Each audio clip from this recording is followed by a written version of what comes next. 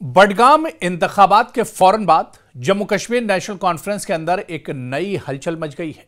जी हां, हम बात कर रहे हैं जम्मू कश्मीर में नेशनल कॉन्फ्रेंस की अंदरूनी इख्तिलाफात की, क्योंकि बडगाम और जिस तरह से नगरोटा के ज़िमनी इंतखाबात हुए, बाईपोल हुए, लेकिन इन इंतखाबात के बीच में जब सबकी नज़रें जो थी वो बडगाम इंतखाबात पर थीं, क्योंकि लोग ये देखना चाह रहे थे कि बडगाम में आखिर क्या कुछ होने वाला है, यहाँ के नतीजे क्या कुछ आने वाले हैं। क्योंकि बडगाम नेशनल कॉन्फ्रेंस की रिवायती सीट थी। उमर अब्दुल्ला यहाँ से जीत कर 2024 में आए थे और छोटी मोटी जीत नहीं थी, एक बड़े मार्जिन से उमर अब्दुल्ला जीत कर आए थे।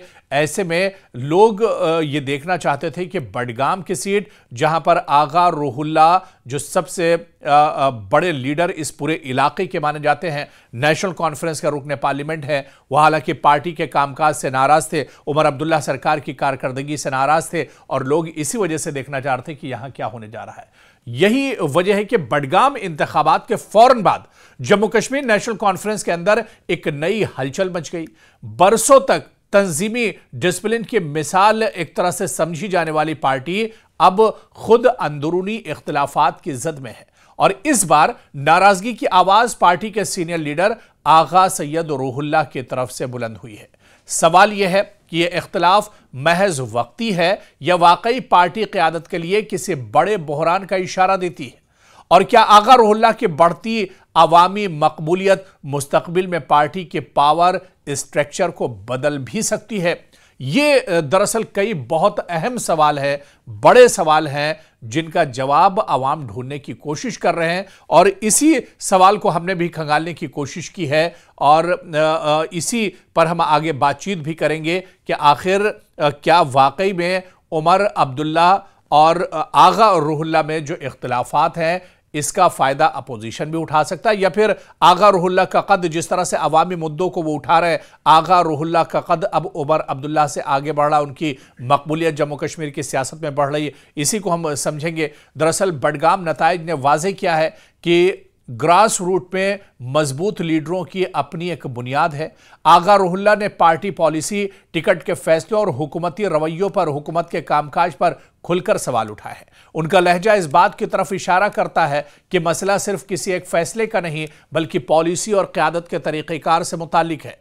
तो दूसरी तरफ आप देखिए कि उमर अब्दुल्ला की क़यादत पर दबाव एक तरह से बढ़ रहा है। नेशनल कॉन्फ्रेंस मुद्दतों से खानदानी क़यादत के मॉडल पर चलती आई है। पिछले कुछ बरसों में सियासी माहौल में बड़ी तब्दीली आई है। खासतौर पर आर्टिकल 370 की मनसूखी के बाद बहुत से मकामी लीडर अब ज्यादा खुद मुख्तारी और फैसला साजी में हिस्सा चाहते हैं।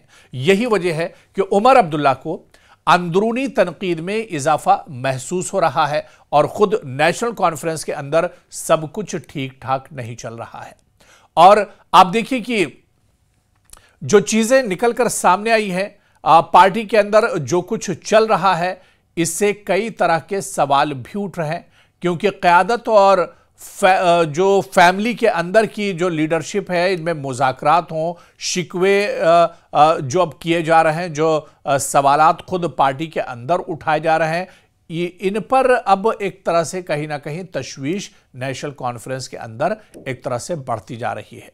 दूसरी तरफ आप देखिए, क्योंकि इस सिक्के का जो दूसरा पहलू है, दूसरा रुख है कि अगर अवामी सतह पर आगा रूहुल्ला की पजीराई बढ़ी तो वो पार्टी के अंदर कुछ एक तरह से जो इस्लाहात हैं या इसे मजबूत करने का मुतालबा भी एक तरह से कर सकते हैं, और बल्कि वो मुतालबा करते रहें, क्योंकि आगा रूहुल्ला खुद अपनी पार्टी से सवाल करते रहें, उमर अब्दुल्ला सरकार से सवाल करते रहें कि आखिर वो वादे कहाँ हैं। वो वादे जो पार्टी ने मैनिफेस्टो में किए थे, वो वादे जो इंतखाबात के वक्त किए गए थे, वो वादे जिनकी बुनियाद पर जम्मू कश्मीर की आवाम ने नेशनल कॉन्फ्रेंस को इख्तिदार में लाया, उमर अब्दुल्ला जिन वादों पर सरकार में एक तरह से है और सत्ता में है, इख्तिदार में है, वो वादे आखिर पूरे क्यों नहीं हुए, उस पर आखिर काम क्यों नहीं हुआ। इसी वजह से आगा रूहुल्ला एक तरह से पार्टी लीडरशिप के सामने खुलकर बोल रहे हैं और अवामी जो मुद्दे हैं उन मुद्दों को आगा सैयद और रूहुल्ला एक तरह से उठा रहे हैं। आप देखिए कि अगर इख्तिलाफात यूं ही बरकरार रहे या बढ़े तो आगा रूहुल्ला का किसी नए इत्तेहाद या प्लेटफॉर्म की तरफ बढ़ना खारिज अज इम्कान नहीं है। और ये एक इंतहाई और बहुत बड़ा कदम एक तरह से होगा आगा रुहुल्लाह का और नेशनल कॉन्फ्रेंस के लिए भी। अब देखिए कि आगा रुहुल्लाह का मुस्तकबिल क्या है। दरअसल आगा रुहुल्लाह की सियासत का इन्हिसार 3 चीजों पर होगा। उनकी अवामी मकबूलियत कहां तक बरकरार रहती है, पार्टी के अंदर उन्हें कितनी जगह और इख्तियारात दिए जाते हैं, और क्या वो खुद को सिर्फ मकामी लीडर तक महदूद रखते हैं या फिर रियासती सतह पर बढ़ी हुई सियासी पोजीशन चाहते हैं।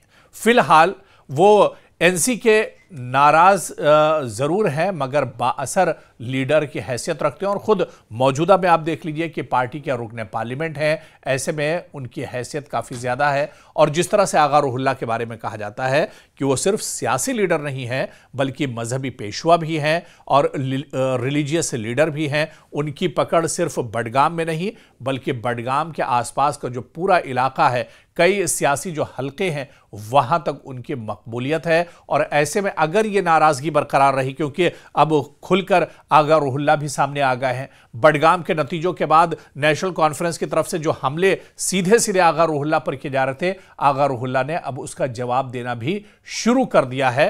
तो अब ऐसे में जो टकराव है वो एक तरह से बढ़ता जा रहा है। और इससे भी बढ़कर आप ये देखिए कि अब आगा रुहुल्लाह का जो कद है, उनकी जो मकबूलियत है अवाम के बीच में, वो बहुत तेजी से बढ़ रही है। आगा रुहुल्लाह की साफगोई और बेबाक सियासी अंदाज ने उन्हें एक मजबूत मकामी आवाज बना दिया है। सोशल ग्राउंड पर कुछ हलकों में उनकी मकबूलियत बहुत तेजी से बढ़ रही है। खासतौर पर बडगाम और उसके आसपास के इलाकों में अब आगा रुहुल्लाह के चाहने वालों की तादाद लगातार बढ़ती जा रही है। लेकिन यह कहना कि उनका कद पार्टी क़यादत से आगे निकल गया है, यह अभी कब्ल अज वक्त होगा, यानी यह एक तरह से जल्दबाजी होगी। दूसरी तरफ आप देखिए कि नेशनल कॉन्फ्रेंस इस वक्त एक अहम मरहले से गुजर रही है। आगा रुहुल्लाह की नाराजगी पार्टी के सामने यह पैगाम रखती है कि रिवायती क़यादत के मॉडल में अब तब्दीली की गुंजाइश बन रही है। आने वाले चंद महीने यह तय करेंगे कि इख्तिलाफात वक्ती है या रियासत की सियासत में कोई बड़ी तब्दीली का पेशखैमा भी बनते जा रहे हैं। तो यह कहीं ना कहीं अब बहुत अहम होगा, और यह देखना, जिस तरह से हमने कहा कि आने वाले वक्त में बहुत अहम होगा कि क्या नेशनल कॉन्फ्रेंस में जिस तरह से हमला और जवाबी हमले का दौर चल रहा है, एक दूसरे पर बयानबाजी की जा रही है, छीटाकशी की जा रही है, क्या पार्टी इस दौर को ख़त्म कर पाएगी?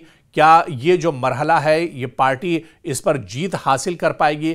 क्या आगा रुहुल्लाह और उमर अब्दुल्ला के बीच में जो खलिज है इसे पाटने में पार्टी क़यादत जो है एक तरह से कामयाब होगी? ये देखना बहुत अहम होगा। और अगर ये खलिज बढ़ती गई और इस पर काबू नहीं पाया गया, बयानबाजी ऐसे ही होती रही, तो आप मानकर चलिए कि नेशनल कॉन्फ्रेंस में आने वाले दिनों में एक बड़ा टकराव देखने को मिलेगा आगा रुहुल्लाह ग्रुप और इसके अलावा उमर अब्दुल्ला ग्रुप कह लें या नेशनल कॉन्फ्रेंस ग्रुप और सरकार के बीच में एक बहुत बड़ी जो लकीर है वो अब आने वाले दिनों में खींचती हुई नजर आएगी।